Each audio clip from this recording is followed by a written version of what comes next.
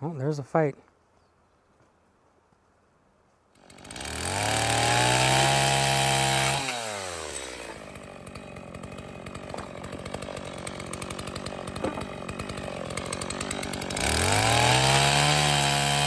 Moving money from the West to Russia legally. There's sharing photos, stories, all sorts of topics. So if you want to get more connected with the Russian community or other expats, join the Russian Experience Telegram forums, and it's going to be linked down below. Winter is coming, and I'm going to give you an update on what's been happening on the plot. But today's special guest is this awesome new chainsaw that we got, and it's all thanks to probably the only reason why I have YouTube channel right now, besides my mother, who I made YouTube videos for, and it's Survival Russia. Lars, a great friend of mine, who suggested I should get this particular chainsaw. And it's not going to be a review, it's actually going to be me cutting this wood for making firewood a little bit later. But right now I want to give you all of the updates that we have on the plot, because a lot of people have been asking, how's the build coming, how's the build coming? Now I can tell you a little bit more about that in this very unique episode where I break everything down. The original location of the house was going to be on this side of the plot. And you guys know that on this side we had so many issues with the government not letting us build that wall. But now we realize, you know what? Let's do away with that plan, because it comes with so many problems, and we don't even have the building permit yet, but we will get it. But we're actually no longer building the wall on this side of the land. And I think that it's better this way, because when the sun starts setting behind us, you kind of lose that light. So actually we're going to build the wall on this side where you guys are watching from. I'm going to turn the camera around and explain how it's all going to happen and all the work that needs to go into this. Hopefully it works out. Basically what we have to do is get a heavy machine operator to lift all of this foundation like cement off. I've already dug here. I've already made a big hole, and I've kind of broke it so you can see it probably won't be that hard to do. I've broken this myself. I've dug here, and it seems to come off pretty easy. But we want to build it on this side so that we can connect the garage with the house, saving us money on when we were going to build the detached garage. Now, this is going to take some time, but we're going to get started hopefully in a few days. We're going all in with this. We're going to bring as many machines as it takes to break all of this cement, no matter how deep it is. This is the location that we want to build the house. And we're basically, like I said, going all in on this new location. And the biggest reason also why I changed is because now we're going to save a ton of land, and I'll tell you why. The original plans had to be 6 meters from the street on that side where the wall is. On this side, it's only 3 meters from this wall and 3 meters from the wall to my left. That saves us a lot of land when you're trying to fit all the things that you want to fit inside. So in the future, there's going to be a machine coming and digging and pulling all this top layer of cement off. You see, I could already flip it over. And now I'll show you exactly where the house is going to sit. A little bit to the left of that car is where the garage is going to be. And it's going to be basically from the garage to where my smoke is coming from. It's still going to be the same measurement house, 14 meters long, but we're just adding an extra 6 meters for the garage. And the view is now going to be all of this, right? Because now we're going to be facing the marble mine, and the house is coming up to somewhere next to the future banya, maybe 3 meters from the future banya, and all of this land is now going to be our front yard, which is a much better plan.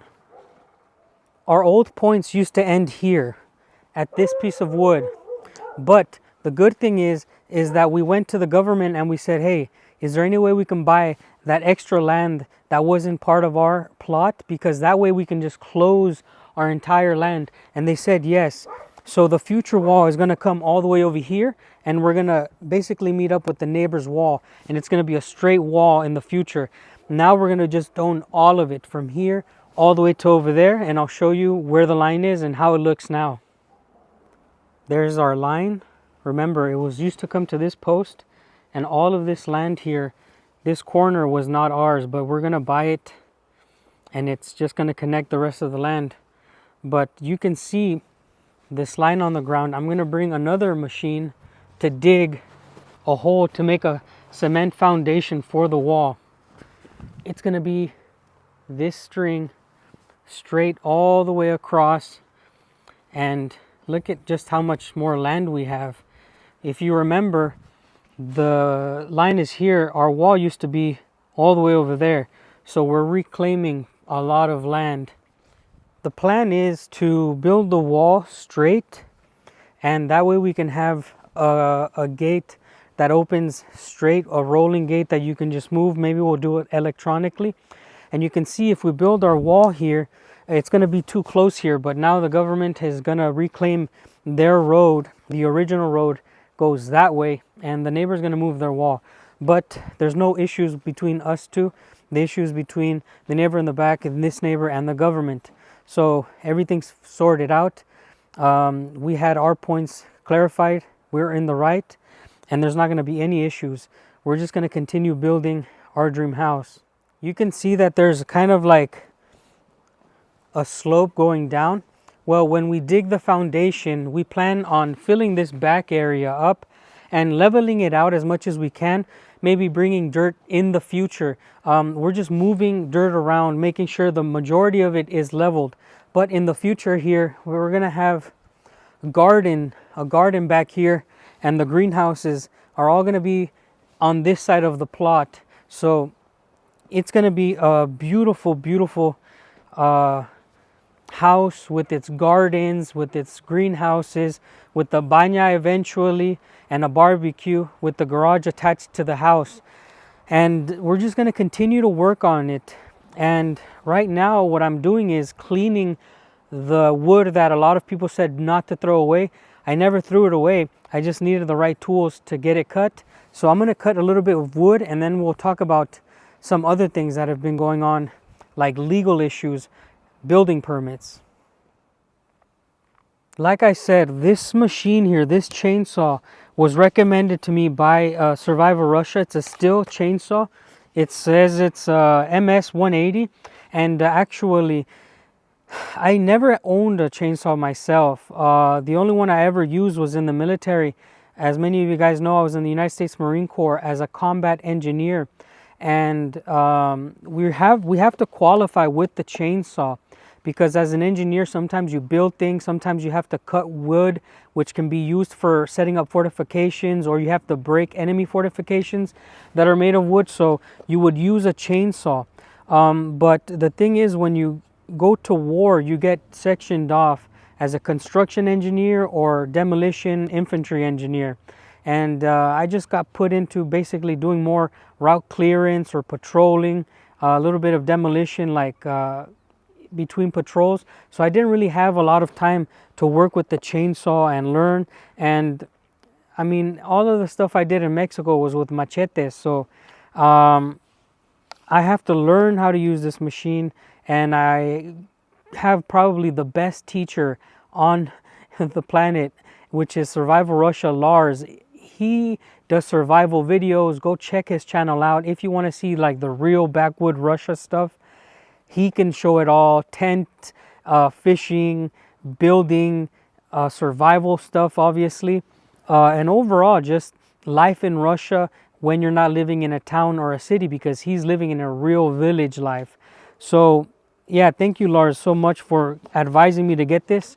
I'm gonna cut the pieces of wood 30 centimeters, which is not too big, but the reason why I'm making them this big is because my stove actually is not that big, and it's the only stove where I can burn stuff for now.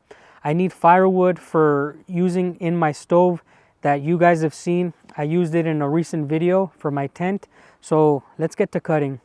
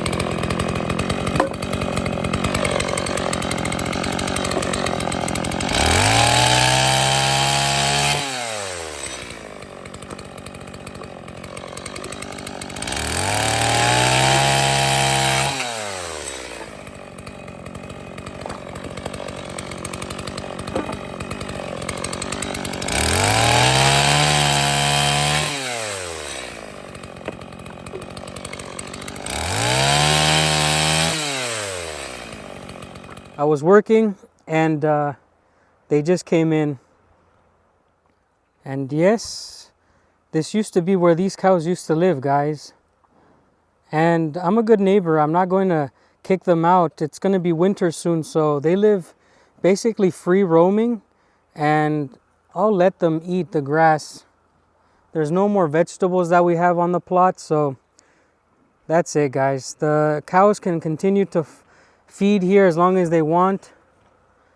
I just don't want them to break anything. Look how happy these cows are. It's so funny.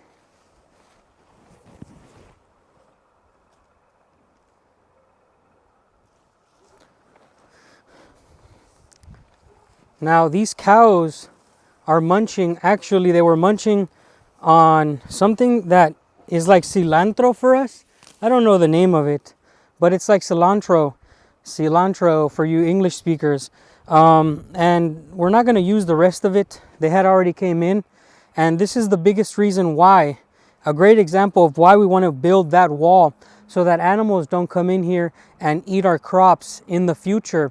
If we were to take off the wall earlier, essentially they would have eaten all our crops, and there's no reason why we shouldn't be able to build on our own land. You guys already know the issue. It's resolved. I mean, the cow is peeing on our land right now.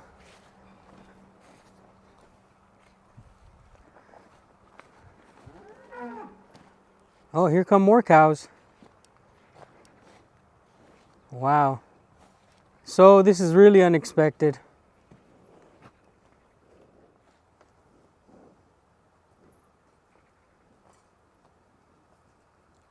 These cows free roam the entire town. They're probably just going to finish eating all of our vegetables that we didn't harvest this year. Oh, there's a fight. Huge difference. Probably not the same owner. You can see that cow's not so well kept, while this one looks beefy. Huge problem around here is these roaming cows. Now, we don't have a gate. We don't have a wall, so they can come in our land and eat our crops and poop all over. There's nothing we can do against it.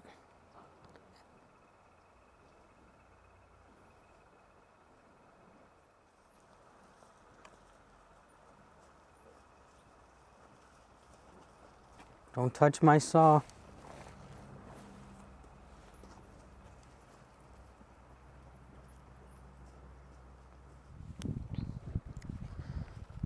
This is the problem that brings me a lot of issues lately. If we were to have anything that is of value, like plant-wise, the cows would be able to just come in and do whatever they want. These cows, two of them used to live here actually, so they brought the herd, and they're just pooping all over our ground, which is not a problem. It makes our land more fertile, and this land actually is super fertile because of these type of cows that used to live here. Anyways, I'm gonna wrap everything up, store the wood, and talk a little bit about this type of stuff, the issues that come when you live in a small town, about the permits and problems with neighbors and cows. As far as the permits go, in a small town, you're going to need the building permit. But when you live next to rivers like I do, or in a seismic area, people will have to come and check out where you're planning to put the house, and there's a lot of bureaucracy that goes into it. That's not a problem. The problem is that when you live in a small town, usually the person who does this is one person, and it's one person for, say, 5 things, and they all go on vacation, they get sick, and well, it's going to take some time. And we're not really worried about that, because like you saw, I need to move all of this extra cement off the ground. I have to worry about that wall, and everything's just going to start coming together once we have the permits. But we're getting ahead by moving the cement, by planning out this wall, so that we don't have issues in the future. My advice to you guys is, if you ever want to buy a plot, do it like we did. We did measure the points before. Also, do look for permits ahead of time. We actually started a little bit late because we needed to do so many other things, but it's not really bothering us. But we did learn if we were to do this again, we would start earlier. Also, neighbors like cows and stuff, make sure that you have an agreement with your neighbor so that you don't fight. I have no issues with the cows coming in, not a problem. Now, another thing that I want to talk about is there was so many comments about, hey, don't fight with your neighbors, don't fight with your neighbors. Actually, we don't fight with our neighbors, and we don't really talk with them unless we need to, right? Here in Russia, there's so many comments where they say, oh, your neighbor will probably burn your house down. Like, this is crazy talk. Sure, maybe it happens, but it can happen absolutely anywhere. And I'm not really worried about that. The thing that I am worried about is having issues with the government. And that's why we've done everything the legal way. We've acquired new land the legal way, closing off that little gap that I've shown you guys on the map. It's just a small little triangle, but it's a headache if you have to make another wall going down when it's such a small gap. We've closed that. We've also made a private road for the neighbor behind us, and everything seems to be on track to us having a beautiful house in the future. I've made a forum where we've united many different types of communities on YouTube. It's called The Russian Experience. It's going to be linked down below. That is the Telegram forum. We don't have a chat anymore for the Wild Siberia channel. It's just The Russian Experience. There you can learn how to buy property in Russia. You can have people like give you services where when you come to Russia, they can pick you up from the airport, moving money from the West to Russia legally. There's sharing photos, stories, all sorts of topics. So if you want to get more connected with the Russian community or other expats, join the Russian Experience Telegram forums, and it's going to be linked down below. So just to summarize everything, huge shout out to Survival Russia, a good friend of mine, Lars. His channel is also going to be linked down in the description. Jeez, this bug. But it's also going to be tagged on the video with a blue name, right? You can go straight to his channel, tell him I said hello. And I'm really happy with how everything is working out. When we do have the heavy equipment operator come and move, I'm going to make a video about that. I'll give you the prices. And so far the project has probably cost us about maybe $13,000 with all of the equipment I've ever bought, all of the work I've ever had done.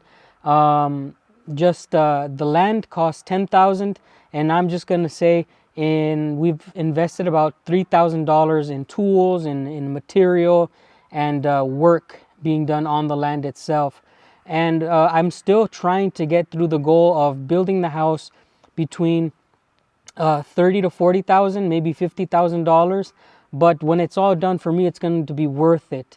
I'm going to document everything. I'm going to be transparent about it. And I really want to say thank you to all of the people that watch these videos. Please share them if you have friends who want to know more about Russia and starting a life in Russia. We'll see you on the next one. Hopefully these cows don't come in and eat the broccoli that Ksenia planted.